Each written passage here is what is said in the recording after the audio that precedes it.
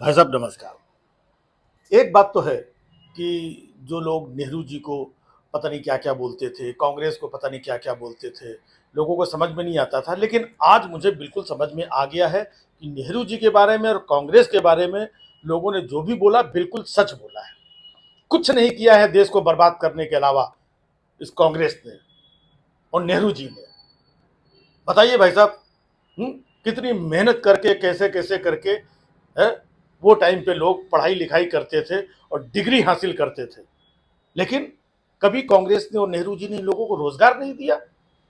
फर्जी डिग्री लेकर के एक आदमी, फर्जी डिग्री कह रहा हूं, ओरिजिनल डिग्री लेकर के एक आदमी जो है जिंदगी भर 35 साल तक, जिंदगी होती है यार, 35 साल तक भीख मांगता रहा।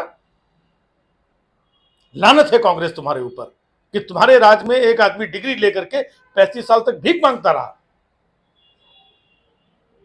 और देखिए, वही डिग्री जिसके ऊपर आप लोग शक करते हैं, जिसको आप लोग फर्जी बताते हैं, जिसको आप लोग झूठा बताते हैं, वही डिग्री लेकर के वही शख्स जो 35 साल तक भीख मांगता रहा, भाइयों बहनों, उसी डिग्री के सहारे वो शख्स देश के सर्वोच्च पद पर भी बैठता है।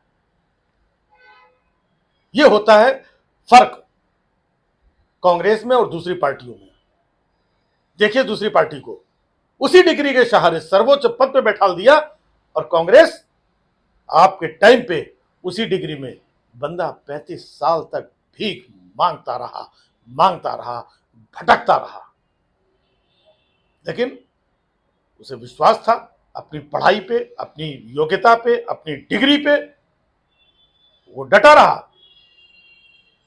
और आज देखिए कहां से कहां पहुंच गया है। और कांग्रेस वालों, आपसे ये बर्दाश्त नहीं हो रहा है, और उल्टा आप लोग इनको बोलते हो कि रोजगार नहीं दे रहे हैं मोदी जी, रोजगार नहीं दे रहे हैं। अरे आपने अपने टाइम पे रोजगार दिया था डिग्री वालों को? रोजगार दिया होता तो इंसान 35 साल तक लगातार भीख मांगता रहता? शर्म करो और डिग्री पे शक करना बंद करो। बस इतना ही बोलना था, ज्यादा टाइम नहीं है अपने पास। हाँ, बहुत हुआ सम्मान बेटा, बहुत हुआ सम्मान, बहुत हुआ सम्मान।